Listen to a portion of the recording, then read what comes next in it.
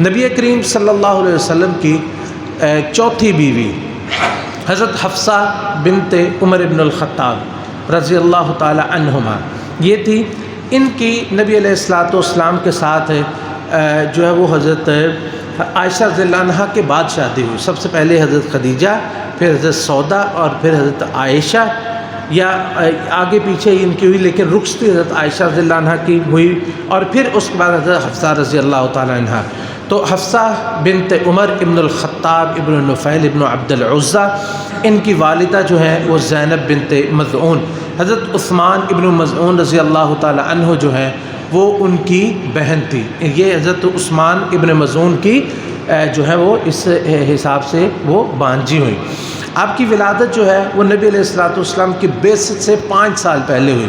تو یعنی نبی علیہ الصلوۃ والسلام کی عمر اس وقت 35 سال تھی، تو یہ نبی کریم صلی اللہ علیہ وسلم سے 35 سال چھوٹی تھی.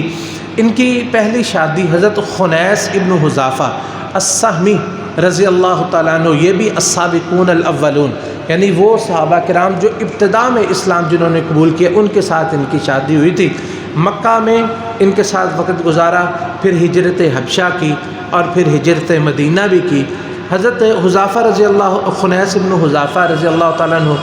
انہوں نے غزوہ بدر میں بھی شرکت کی، اور غزوہ بدر میں حضرت حفصہ رضی اللہ تعالیٰ عنہا ان کو یہ شرف حاصل ہے کہ ان کے خاندان کے کئی لوگ بدر میں، جن کے ایک ایک فرد کو جنت کی خوشخبری ملی، ان کے خاوند بھی جنگ بدر میں شریک ہوئے، ان کے ماموں بھی شریک ہوئے، ان کے والد بھی شریک ہوئے، ان کے چچا بھی شریک ہوئے. حضرت حفصہ رضی اللہ عنہا کا پورا خاندان جو ہے وہ غزوہ بدر میں جو چند لوگ تھے ان میں ان کا پورا خاندان جو ہے وہ شامل تھا. اس میں یہ شامل ہوئے. اس کے بعد غزوہ احد میں بھی یہ حضرت خنیس ابن حذافہ رضی اللہ تعالیٰ عنہ شامل ہوئے، اور غزوہ احد میں یہ وہاں پہ شہید نہیں ہوئے لیکن یہ شدید زخمی ہو گئے. تو اس کے بعد ان کو مدینہ لایا گیا. ان کی حضرت حفصہ ان کی خدمت کرتی رہی، لیکن زخم جو تھے وہ بہت گہرے تھے، چنانچہ چند ہی دن بعد جو ہے وہ ان کی وفات ہو گئی رضی اللہ تعالیٰ عنہ. ان کی وفات کے بعد حضرت عمر رضی اللہ تعالیٰ عنہ نے عدت گزرنے کے بعد حضرت عثمان رضی اللہ تعالیٰ عنہ ان کے پاس جاتے ہیں، اور انہی دنوں میں حضرت عثمان رضی اللہ تعالیٰ عنہ کے جو بیوی نبی کریم صلی اللہ علیہ وسلم کی بیٹی حضرت رقیہ رضی اللہ تعالیٰ عنہ ان کا بھی انتقال ہو گیا تھا. تو انہوں نے حضرت عثمان رضی اللہ عنہ کو کہتے ہیں کہ میری بیٹی حفصہ جو ہے وہ جو ہے وہ ان کے خاوند فوت ہو گئے ہیں اور آپ کی بیوی فوت ہو گئی، اگر آپ نکاح کرنا چاہتے ہیں تو میں آپ کا نکاح اپنی بیٹی کے ساتھ کر دیتا ہوں. حضرت عثمان رضی اللہ تعالیٰ عنہ نے کچھ سوچا اور فرمانے لگے مجھے میرا ابھی شادی کرنے کو دل نہیں کرتا. بڑے ہی جو ہے وہ دل گرفتہ تھے. تو اس کے بعد انہوں نے حضرت ابو بکر رضی اللہ تعالیٰ عنہ ان کو کہا کہ میں جو ہے وہ اپنی بیٹی کا نکاح آپ کے ساتھ کر دیتا ہوں اگر آپ راضی ہیں. تو حضرت ابو بکر رضی اللہ عنہ نے نہ ہاں میں جواب دیا اور نہ میں، بلکہ بڑے ہی، تو اس بات پہ حضرت عمر رضی اللہ تعالیٰ عنہ بڑے ہی ناراض ہوئے. بلکہ بعض روایات میں آتا ہے کہ انہوں نے نبی کریم صلی اللہ علیہ وسلم سے شکایت کی کہ میں نے عثمان کو کہا، اس کا نہیں جو ہے وہ پروگرام تو اس نے مجھے بتا دیا، لیکن ابو بکر نے میرے ساتھ ایسا معاملہ کیا، مجھے بڑی اس میں اپنی جو ہے وہ بے عزتی محسوس ہوئی کہ نہ ہاں میں جواب نہ میں نہ کوئی بات کی. تو ابن حجر نے الاصابہ میں لکھا ہے کہ نبی علیہ الصلوۃ والسلام نے فرمایا کہ حفصہ کے ساتھ ابو بکر کی بجائے وہ نکاح کرے گا جو ابو بکر سے افضل ہے، اور عثمان کے ساتھ وہ نکاح کرے اس عورت کا نکاح ہوگا جو حفصہ سے افضل ہوگی. چنانچہ پھر نبی کریم صلی اللہ علیہ وسلم نے خود ہی حضرت عمر رضی اللہ تعالیٰ عنہ کو پیغام بھیجا کہ میں حفصہ سے نکاح کرنا چاہتا ہوں، اور اپنی بیٹی ام کلثوم کا نکاح جو ہے وہ حفصہ سے افضل، جو نبی علیہ السلام کی بیٹی تھی، چونکہ وہ ابھی ام المؤمنین بھی نہیں تھی، حضرت حفصہ یعنی ام المؤمنین نہیں تھی، اور ام کلثوم نبی علیہ السلام کی بیٹی تھی، ان کا نکاح جو ہے وہ حضرت عثمان رضی اللہ عنہ کے ساتھ ہو گیا. تو یہ بڑی خوش قسمتی کہ رسول اللہ صلی اللہ علیہ وسلم نے خود ہی پیغام بھیج کے ان کے ساتھ نکاح کیا. اور جس وقت یہ شادی ہو گئی اور نکاح ہو گیا تو تب حضرت ابوبکر رضی اللہ تعالیٰ عنہ حضرت عمر رضی اللہ عنہ کے پاس آئے اور کہنے لگے عمر یہ دیکھیں کہ یہ لوگ جو ہیں کس طرح چھوٹی چھوٹی باتوں کا خیال رکھتے تھے کہ کوئی بھائی ہم سے کوئی ناراض تو نہیں ہے یا اس کے دل میں کوئی بات تو نہیں آتی، تو فرماتے ہیں کہ عمر میں جو ہے وہ حفصہ سے نکاح ضرور کر لیتا، لیکن میں نے نہ ہاں میں جواب دیا نہ نا میں۔ بات یہ تھی کہ رسول اللہ صلی اللہ علیہ وسلم پہلے ہی میرے ساتھ ذکر کر چکے تھے کہ میں حفصہ سے نکاح کرنا چاہتا ہوں، تو اس لیے میں نے نا اس لیے نہیں کی کہ کہیں آپ کسی اور جگہ پہ پیغام نہ لے کے چلے جاؤ، اور ہاں میں کر نہیں سکتا تھا کیونکہ رسول اللہ صلی اللہ علیہ وسلم کا ارادہ تھا، تو اگر آپ نہ کرتے تو پھر میں ضرور ہی جو ہے ان سے نکاح کر لیتا۔ تو اس طرح نبی کریم صلی اللہ علیہ وسلم کے ساتھ جو ہے حضرت حفصہ رضی اللہ تعالیٰ عنہ کا نکاح ہو گیا۔ تو یہ یہاں پر بھی ایک ہمارے لیے بہت بڑی ایک نصیحت ہے اور ایک بڑی سیرت کا ایک اہم پہلو ہے، وہ جو امام بخاری رحمۃ اللہ علیہ نے اپنی صحیح بخاری میں بھی ذکر کیا، اور اس کا باقاعدہ تبویب اس بات کی کہ کوئی شخص اپنی بیٹی یا اپنی بہن کا رشتہ لے کے کسی کے پاس جائے۔ ہمارے ہاں یہ سمجھا جاتا ہے کہ اپنی بیٹی یا بہن کا رشتہ جو ہے وہ کسی کو پیش کرنا یہ جو ہے وہ بے عزتی کی بات ہے، بلکہ وہ لڑکے والے خود آئیں، تو اس میں کوئی حرج نہیں ہے کہ لڑکی والے اگر سمجھتے ہیں، لڑکی کے جو ولی ہیں وہ اگر سمجھتے ہیں کہ فلاں شخص جو ہے فلاں لڑکا جو ہے وہ نیک ہے صالح ہے، تو خود اس کو پیشکش کر دی جائے کہ ہم آپ کی بیٹی کے ساتھ اگر آپ پسند کریں تو نکاح کر لیں، تو اس میں بھی کوئی حرج نہیں ہے۔ اگر وہ نہ کرے تو اس میں بھی کوئی حرج نہیں ہے، اگر پیش کریں تو یہ جو ہے وہ اس میں سبقت لے جانی چاہیے، اس میں کوئی حرج نہیں ہے اگر کوئی سمجھتا ہے تو یہ جو ہے وہ سیرت کا ایک اہم پہلو ہے جو جس کو ہم اکثر طور پر نظر انداز کر دیتے ہیں اور اس کو اپنی انا کا مسئلہ بنا لیتے ہیں۔ تو حضرت حفصہ رضی اللہ تعالیٰ عنہ رسول اللہ صلی اللہ علیہ وسلم کے ساتھ رہیں، اور یہ تقریباً 3 ہجری سے لے کر 10 ہجری تک 7 سال کا عرصہ انہوں نے نبی کریم صلی اللہ علیہ وسلم کے ساتھ گزارا، اور بہت ساری احادیث اور سیرت کے بہت سارے پہلو انہوں نے نوٹ کیے اور آگے امت تک پہنچائے۔ مثال کے طور پر نبی کریم صلی اللہ علیہ وسلم ایک دفعہ فرماتے ہیں کہ جن لوگوں نے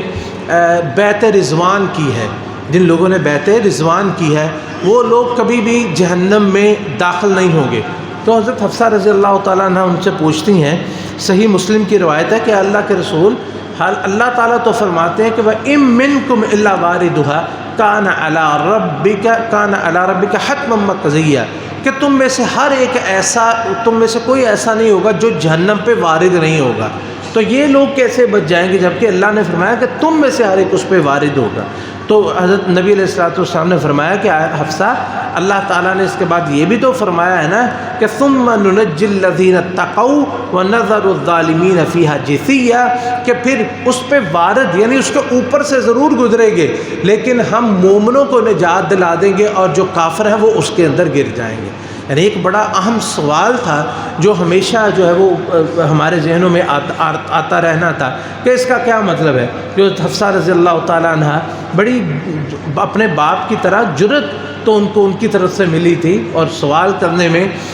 جو ہے وہ بڑی جری تھی اور سوال کر لیا کرتی تھی، اور پھر اس کا امت کو بڑا جو ہے وہ ہمیشہ کے لیے فائدہ ہوا۔ جس طرح ایک صرف میں نے مثال ذکر کی ہے، ایسے بہت ساری مثالیں ہیں، بہت ساری احادیث ہیں جو حضرت حفصہ رضی اللہ تعالیٰ عنہ نے رسول اللہ صلی اللہ علیہ وسلم کی امت تک پہنچائی ہیں۔ حضرت نبی علیہ الصلوۃ والسلام کا حضرت حفصہ رضی اللہ تعالیٰ عنہ ان کے ساتھ کبھی کوئی مسئلہ بن گیا اور آپ نے ان کو ایک طلاق دے دی، ایک طلاق ان کو بھیج دی۔ اب یہ کہ کیوں طلاق دی تھی یہ کسی حدیث میں نہیں آتا اور نہ کسی نے پوچھا ہے، اور اس میں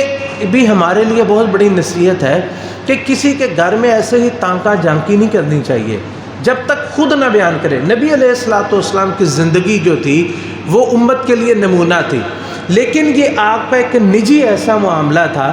کہ جس کا کسی کو خبر نہیں، کسی نے بیان نہیں کیا، نہ کسی نے پوچھا۔ آپ نے حضرت حفصہ رضی اللہ عنہ ان کو ایک طلاق دے دی، لیکن کیا ہوا، شیخ البانی نے اس کو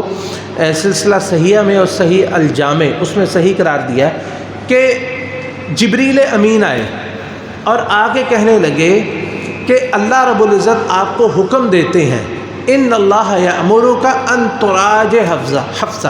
اللہ تعالیٰ کا حکم ہے کہ آپ حفصہ سے فوراً رجوع کیجئے۔ اس میں کتنی بڑی فضیلت ہے کہ حضرت حفصہ کی سفارش کہاں سے آئی؟ آسمانوں سے۔ لے کے کون آئے؟ جبریل امین، کہ آپ ان سے رجوع کر لیجئے۔ اور رجوع کیوں کر لیجئے؟ فَإِنَّهَا، دوسری فضیلت، فَإِنَّهَا صَوَّامَةٌ قَوَّامَةٌ، کیونکہ آپ بہت ہی نیک خاتون ہیں، بہت زیادہ روزے رکھنے والی ہیں اور بہت زیادہ قیام کرنے والی ہیں۔ ایسی نیک خاتون جو ہے اس کو چھوڑنا نہیں چاہیے، اس لیے آپ ان سے رجوع کر لیں۔ اور چوتھی فضیلت کیا؟ فَإِنَّهَا وَهِيَ زَوْجَتُكَ فِي الْجَنَّةِ، یہ جنت میں بھی آپ کی بیوی ہی ہوگی، آپ کو رجوع کرنا پڑے گا، کیونکہ یہ اللہ نے لکھ دیا ہے کہ یہ آپ کی جنت میں بھی آپ کی یہی بیوی ہوگی۔ چنانچہ نبی کریم صلی اللہ علیہ وسلم نے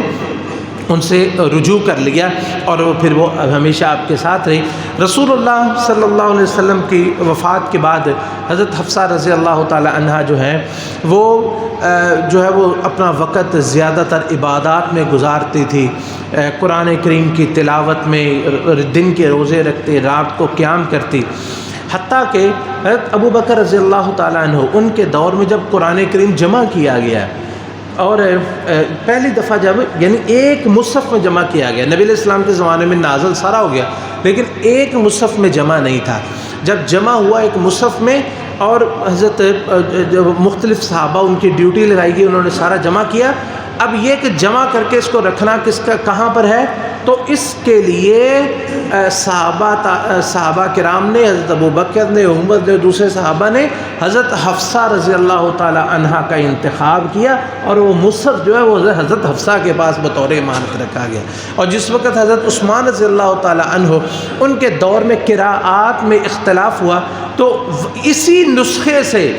جو ہے وہ نسخے مزید جو ہے وہ نقل کر کے پوری دنیا میں بھیجے گئے، اور پوری کائنات میں جتنے بھی قرآن کریم کے نسخے ہیں یہ سارے اسی نسخے سے نقل ہیں جو حضرت حفصہ رضی اللہ تعالی عنہا کے پاس نسخہ تھا۔ تو یہ ان کے لیے ان کا ایک صدقہ جاریہ، اور امت کا بھی دیکھیں کہ صحابہ کے نام حضرت ابو بکر رضی اللہ تعالیٰ عنہ ان کی اپنی بیٹی بھی تھی اور بھی صحابیات تھی، صحابہ کے نام بھی تھے، لیکن اس کے لیے نظر انتخاب جو ہے وہ حضرت حفصہ رضی اللہ تعالیٰ عنہ پر ٹھہری۔ اللہ تعالیٰ آپ پر رحمت فرمائے۔ 45 ہجری میں